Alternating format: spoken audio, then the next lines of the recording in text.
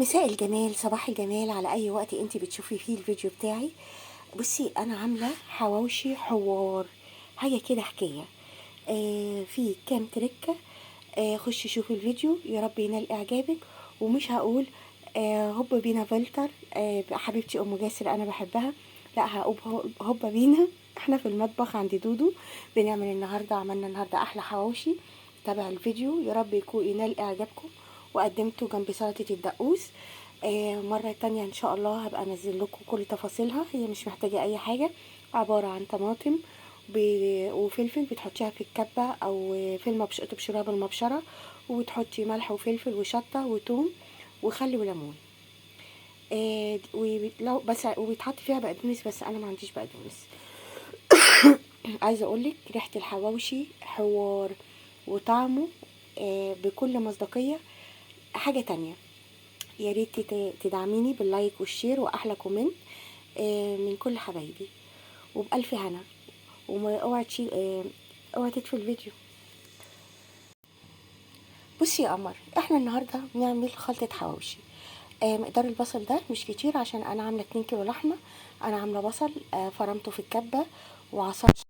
تركيبه حواوشي يعني حاجه كده، بس حكايه. تعالي تابعيني في الفيديو وخطوه بخطوه، وهنعمله هيبقى ان شاء الله بألف هنا. وتبقى برضو ضمن تفريزات رمضان. بتعملي الكميه اللي تناسبك وتشوفي تشيلي ايه وتحطي ايه، دي حاجه بترجعلك. بصي يا قمر، انا هنا حطيت البصل على الفلفل على الطماطم، وهخلطهم كويس قوي مع بعض. تمام. بصي يا قمر، انا حطيت البهارات بعد ما خلطت البصل والطماطم والفلفل مع بعض. البهارات بتاعتي كانت ملح وفلفل، وبهارات الحواوشي، وبشرة جوز الطيب، اللهم صل على النبي، ايه تاني؟ ملح وفلفل وبهارات حواوشي وبشرة جوز الطيب، وحبة حبهان. برضو البهارات دي اختياري، بس صدقيني بتخلي الحواوشي في سكة 20. وهحط عليهم معلقة سمنة بلدي محترمة. بصي يا ستي، انا حطيت عليها معلقة سمنة محترمة، بجانب البهارات اللي انا حطيتها ملح وفلفل وبهارات الحواوشي وبشرة جوز الطيب وحبهان. تمام يا قمر. هخلط بقى كل المكونات دي تاني مع بعض.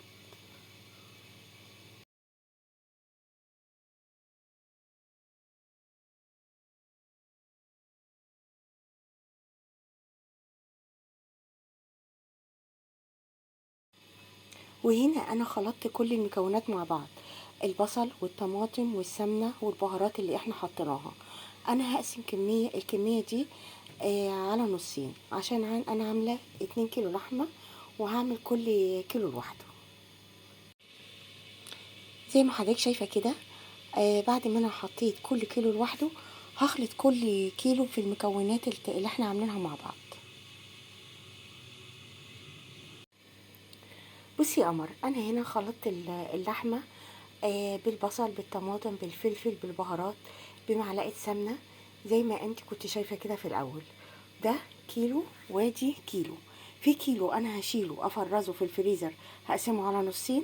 وفي كيلو هعمله دلوقتي، وبرضو هعمل الحواوشي يبقى جاهز في الفريزر. وده خلاني لما صفيت البصل والطماطم والفلفل عشان ما يبقاش فيه اي سوائل.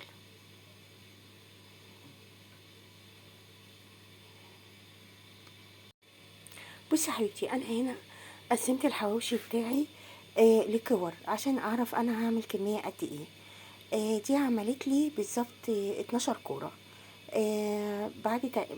بعد بالخلطه. وطبعا تعالي نقول الحاجه اللي بتدي للحواوشي طعم وريحه وبتخليه فاخر من الاخر، هي اللية. ودي اختياري، انا عامله قطع صغيره، بحيث ان انا هحط في كل رغيف مثلا قطعتين او 3، ما تبقاش كبيره قوي، بس بتوديه يعني. مش عايزه اقولك الطعم بيبقى حكايه. بعد كده انا هحطه في العيش، وهرجع تاني لكم. انا هنا فتحت العيش زي ما حضرتك شايفه، وهبتدي احط فيه لحمه الحواوشي. وبعد كده هحط فيها قطع اللية، وقطع اللية دي اختياري للي بيحبها، بس صدقيني بتفرق كتير. زي ما حضرتك شايفه كده، انا حطيت اللحمه وحطيت عليها قطع اللية الصغيره. هخلص باقي الكميه وارجع تاني لحضراتكم. انا هنا خلصت كل كميه الحواوشي، اللهم بارك.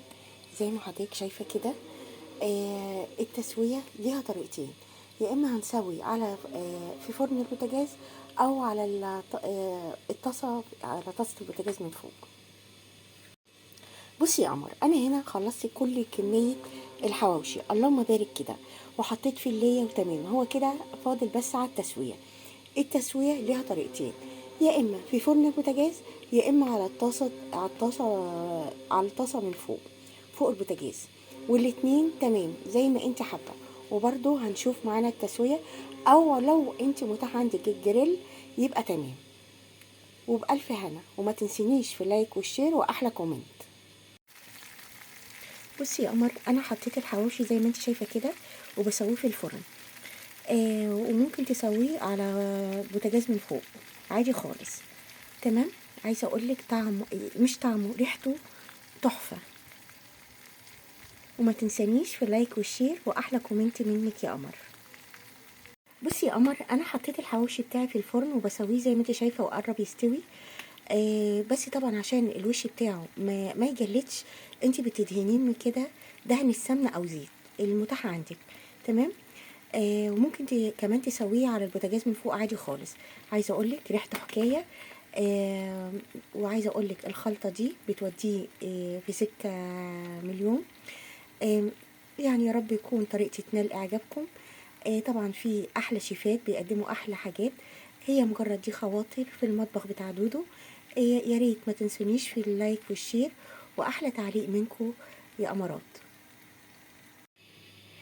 يا مساء الجمال، صباح الجمال، على اي وقت انت حضرتك بتشوفي فيه الفيديو بتاعي، وفي القناة وفي صفحة دودو.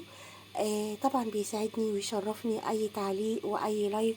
وطبعا القلب ده حاجة جميلة قوي، يا ريت تساعدوني وتحطوا لي قلوب كده. و